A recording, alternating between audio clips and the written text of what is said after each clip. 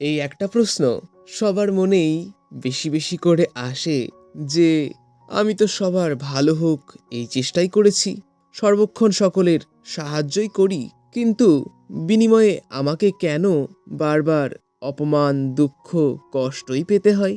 দেখো, যে কথাটা আমি তোমাকে বলতে চাচ্ছি সেই কথাটা ভালো করে আগে বুঝে নাও, তবে দেখবে কোনো পরিস্থিতিতেই তুমি আর দুঃখ পাবে না। কথাটি হলো এটাই যে তুমি যখন কারোর সাথে ভালো ব্যবহার করো, যা প্রকৃতপক্ষেই করা উচিত, কিন্তু এই যে ভালো ব্যবহারের বিনিময়ে সেও যে তোমার সাথে ভালো ব্যবহারই করবে, তার ফলস্বরূপ তোমার সাথে ভালোই হবে, এরূপ প্রত্যাশা কখনো করো না। তুমি অবশ্যই জানবে ভগবান তোমার ভিতর সকলের ভালো করার একটি বিশেষ গুণ প্রদান করেছেন, যা সত্যিই খুব বিশেষ।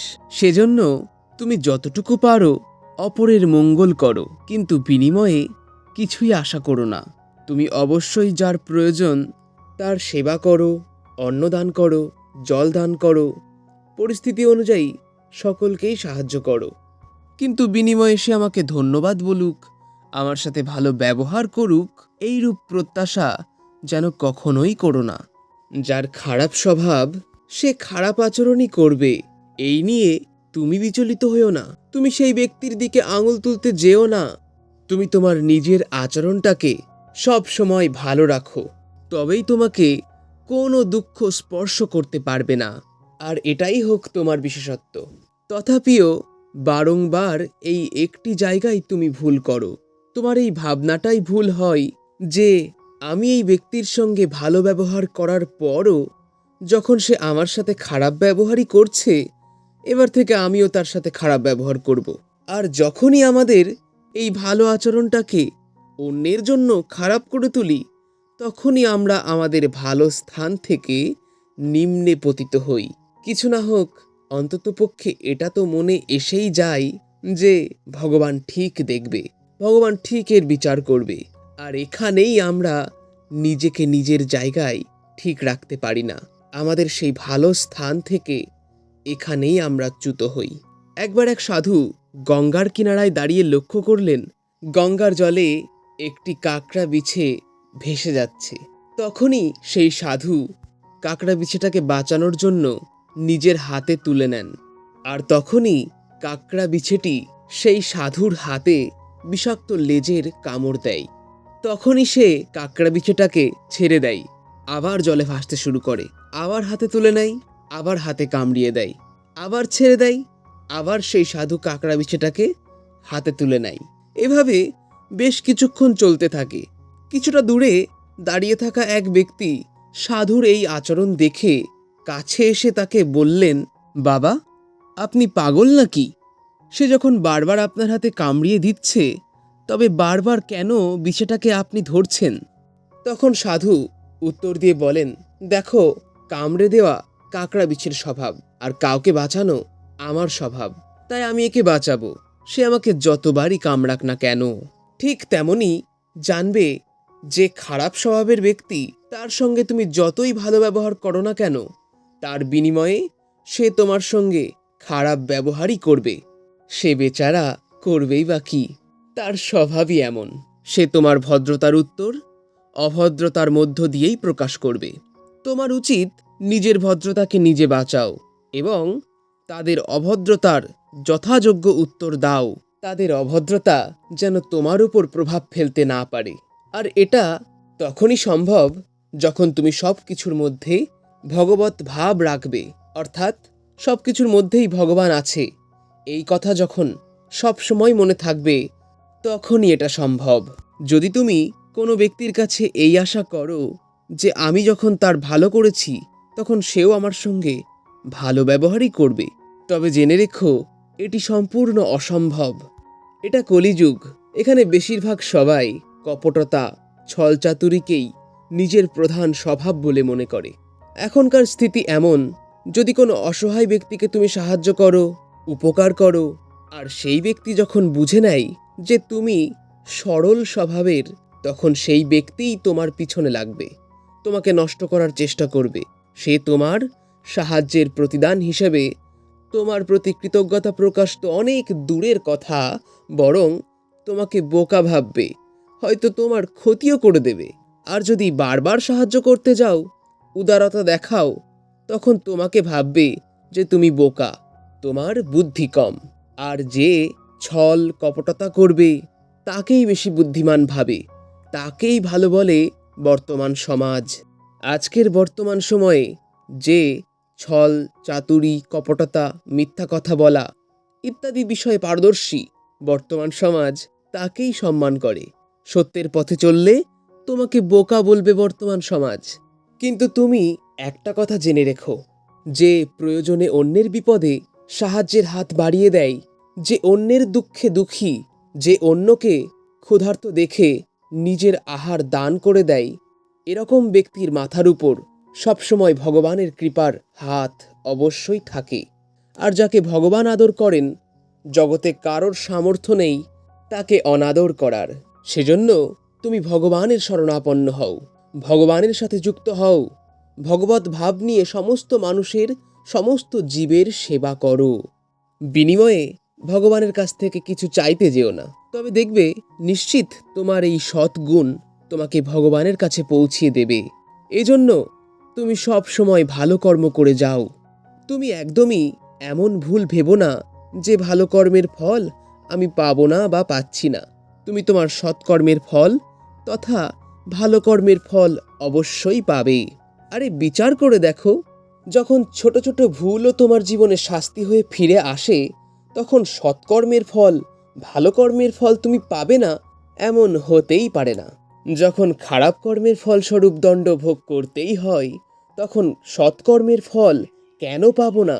তুমি সৎকর্মের ফল যে পাচ্ছ তার অনুভব হবে ঠিক এমনভাবে, ধরো তুমি কাউকে সংকটময় পরিস্থিতি থেকে বেরোতে সাহায্য করেছো, তার দুঃসময়ে তাকে প্রয়োজনে সাহায্য করেছো। আর এই কর্মের ফলস্বরূপ যখন তোমার জীবনে সংকট বা বিপত্তি আসবে, সেই সংকটময় পরিস্থিতিতে দেখবে স্বয়ং ভগবানই তোমাকে সহায়তা করবে। আর সবথেকে বড় কথা, ভগবান তোমার উপর প্রসন্ন হয়ে যাবেন। আর ভগবান যার উপর প্রসন্ন হয়ে যান তার সর্বক্ষেত্রেই মঙ্গল হয়, কোনো সমস্যাই তার জীবনে বাধা হয়ে দাঁড়াতে পারে না। তুমি বিচার করে দেখবে, আমাদের মধ্যে একটা সুপ্ত অহংকার অবশ্যই আছে। আর সেটি হলো, ধরো তুমি কারোর সাহায্য করলে, আর তার বিনিময়ে তুমি বাইরে যতই কিচ্ছু না চাও, কিন্তু তোমার মনের ভিতরে গোপনে হলেও এইটুকু অন্তত শুনতে চাও যে আমি সাহায্য করলাম, তার বিনিময়ে অন্তত সে আমাকে একবার ধন্যবাদ তো বলুক, আমি যে সাহায্য করেছি এটা তো বলুক। কি তাই তো? বলতে গেলে প্রত্যেকের ভিতরেই এই একটি আশা থেকেই যায়। কিন্তু না, তুমি যেন এই আশাটাও রেখো না সে তোমার সাহায্যের বিনিময়ে তোমাকে কিছু বলুক বা না বলুক। তোমার স্বভাব হোক সকলের মঙ্গল করা, তোমার স্বভাব হোক সকলের ভালো করা, সকলের হিত করা। তুমি বিনিময়ে কিচ্ছু আশা করো না, তোমার স্বভাবটাই তুমি এমনভাবে গড়ে তোলো, এতে তোমার অবশ্যই মঙ্গল হয়ে যাবে, ভগবান প্রসন্ন হয়ে যাবে। আর এটা অবশ্যই জেনে রেখো যে এইরূপ সদাচরণের পরিণামে তোমার জীবনে পরম মঙ্গল হবেই হবে, এতে কোনো সন্দেহ নেই। যেমন তুমি ক্ষুধার্তকে আহার প্রদান করলে, বা কোনো অসুস্থকে সুস্থ করে তুললে, কারোর যে কোনো বিপত্তিতে প্রয়োজনে সাহায্য করলে, এর বিনিময়ে সেই ব্যক্তি তোমাকে ধন্যবাদ বলুক বা না বলুক, ভগবান তো সবই দেখছেন, এটা অবশ্যই জানবে। এর হিসেব ভগবান করবেন। তোমার এই কর্মের ফল ভগবান প্রদান করবেন, কোনো ব্যক্তি নয়। আর ভগবান যখন হিসাব করবেন তখন মঙ্গল হয়ে যাবে।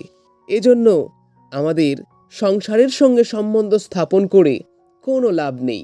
সম্বন্ধ স্থাপন করা উচিত সংসারের মালিক ভগবানের সাথে। আর এই সমস্ত কর্মগুলি সংসারের মালিক ভগবানের চরণেই সমর্পণ করা উচিত। প্রার্থনা এটাই হওয়া উচিত যে, হে প্রভু, আমার জীবনের সব কিছুই শুধুমাত্র তোমার প্রসন্নতার জন্য। তখন এটাই সর্বোত্তম কর্মে রূপান্তরিত হবে। অর্থাৎ ওই কর্মটি যখন ভগবানের সঙ্গে যুক্ত হবে, তখন সেই কর্মটি কোনো সাধারণ কর্ম নয়, বরং কর্মযোগে রূপান্তরিত হয়ে যাবে। অনেকেই ভাবে যে সহজ সরল ব্যক্তি শুধু সংসারে কষ্ট ভোগ করে, আর অন্যদিকে চালাক ব্যক্তি সংসারে সফল হয়ে যায়। কিন্তু এই ধারণাটি ভুল। চালাক ব্যক্তি কখনোই সফল হতে পারে না, কোনো মতেই না। চালাকি করে না কখনো কেউ সফল হতে পেরেছে, না ভবিষ্যতে পারবে। ভেবে দেখো তো, রাবণের মতো চালাক কি কেউ ছিল? সমস্ত বিদ্যার জ্ঞান ছিল, খুব বুদ্ধিও ছিল। মহাভারতে শকুনির মতো কূটনৈতিক এবং ছলচাতুরিতে পারদর্শী দ্বিতীয় আর কোনো ব্যক্তি কি ছিল? শকুনি সকল প্রকারের ছলচাতুরিতে ছিল নৈপুণ, সমস্ত কূটনীতিতে ছিল নৈপুণ, কিন্তু এদের সকলেরই পরিণতি হয়েছিল বিনাশ। চালাক ব্যক্তি কখনোই সফল হতে পারে না। সত্যকে আশ্রয় করা সরল ব্যক্তি হয়তো জীবনে কষ্ট ভোগ করতে পারে, দুঃখ পেতে পারে, কিন্তু বিনাশ কোনো মতেই হতে পারে না। যেমন মহাভারতের যুদ্ধের সময় ধর্মরাজ যুধিষ্ঠির, তিনি এতটাই সরল ছিলেন যে কুরুক্ষেত্রের যুদ্ধক্ষেত্রে পাণ্ডব পক্ষ আগামীকাল কি যুদ্ধনীতি প্রয়োগ করবে, এই প্রশ্ন যখন দুর্যোধন এসে যুধিষ্ঠির মহারাজকে জিজ্ঞাসা করতেন, তখন যুধিষ্ঠির মহারাজ সব সত্য কথা দুর্যোধনকে বলে দিতেন। এতটাই সরল ছিলেন তিনি। সেজন্য পাণ্ডব পক্ষে ভগবান শ্রীকৃষ্ণ যুদ্ধনীতির প্রস্তুতির জন্য প্রত্যেক দিন পাণ্ডবদের নিয়ে দুটি বৈঠক করতেন। একটি মহারাজ যুধিষ্ঠিরকে সঙ্গে নিয়ে, আর একটি যুধিষ্ঠির মহারাজকে বাদ দিয়ে। যুধিষ্ঠির মহারাজের সঙ্গে যে রণকৌশলের আলোচনা করতেন ভগবান, সেই চক্রব্যূহ সেদিন বাস্তবে হতোই না। অর্থাৎ এখানে সার কথা তো এটাই যে আমরা সকলেই জানি মহাভারতে বিনাশ কার হলো? না চালাক দুর্যোধনেরই বিনাশ হলো। যে দুর্যোধনের সঙ্গে ছিল অতি কুটিল শকুনি, দুঃশাসন, কর্ণ আদি বড় বড় যোদ্ধারা, তবুও সহজ সরল মহারাজ যুধিষ্ঠির যুদ্ধে বিজয়ী হলেন। অতি চালাক হয়েও দুর্যোধনের বিনাশ অবধারিত হল, আর সফল হলেন, যুদ্ধে বিজয়ী হলেন সহজ সরল মহারাজ যুধিষ্ঠির। সেজন্য হয়তো দেখে মনে হবে চালাকরাই সফল হচ্ছে, কিন্তু বাস্তবে কখনোই সফল হতে পারবে না।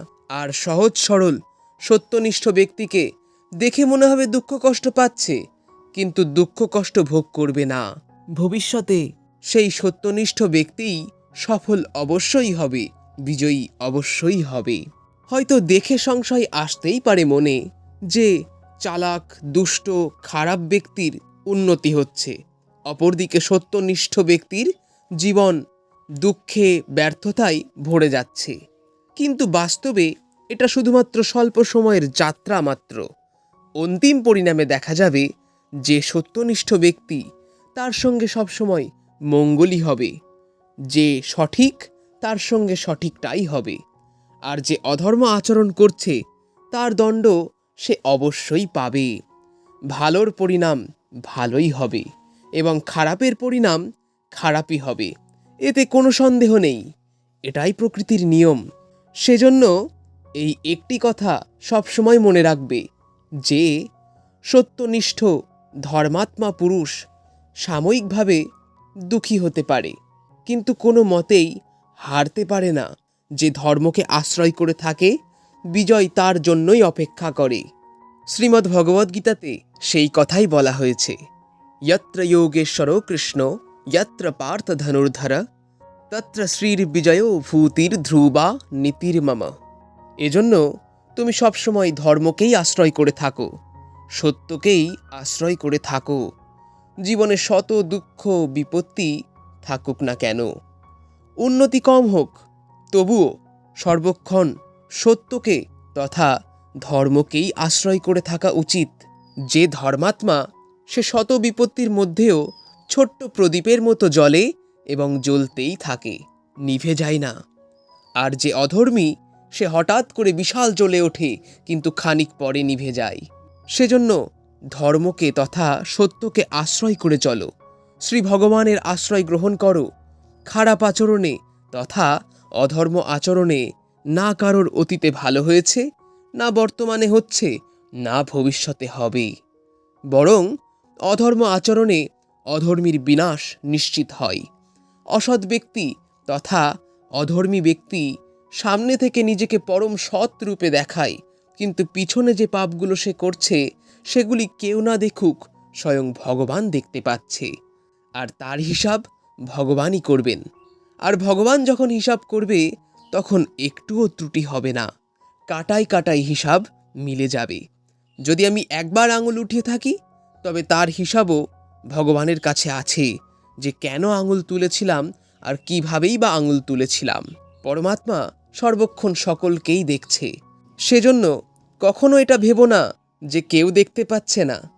আমি সত্যের পথে চলছি, সৎকর্ম করছি, তথাপিও সমস্ত খারাপ যা কিছু আছে তা যেন সব কিছু আমার সঙ্গেই হচ্ছে। আর অপরদিকে যে ছল, কপটতা, চাতুরি, অধর্ম আচরণ করছে তবুও তার উন্নতি হচ্ছে। তুমি একদম এটা ভেবো না, বরং এটা ভাবো যে সেই পরমাত্মা সব কিছু দেখছে। যে ছল কপটতা করবে, অধর্ম আচরণ করবে, সে অবশ্যই ধ্বংস হয়ে যাবে। আর এটাই সত্য, এতে কোনো সন্দেহ নেই। যদি কোনো প্রকারে অন্তিম সময়ে মঙ্গল হয়ে যায়, এটাই মনুষ্য দেহের লাভ। যে পাপী ব্যক্তি তার যখন উন্নতির পর উন্নতি হতে থাকে তবে জানবে তার বিনাশ অবশ্যই হবে। আর ধর্মাত্মা পুরুষ যদিও বা এখন দুঃখ ভোগ করছে, তবুও জানবে তার উন্নতি অবশ্যই হবে। আজ পর্যন্ত ইতিহাস তার প্রমাণ, আর এটাই প্রকৃতির নিয়ম, এতে কোনো সন্দেহ নেই। সকলকে প্রণাম। আজ এই পর্যন্ত রইল। ভিডিওটি ভালো লাগলে একটি লাইক, শেয়ার এবং চ্যানেলটিকে অবশ্যই সাবস্ক্রাইব করে নোটিফিকেশন অল করে রাখুন সমস্ত ভিডিও পাওয়ার জন্য। রাধে রাধে।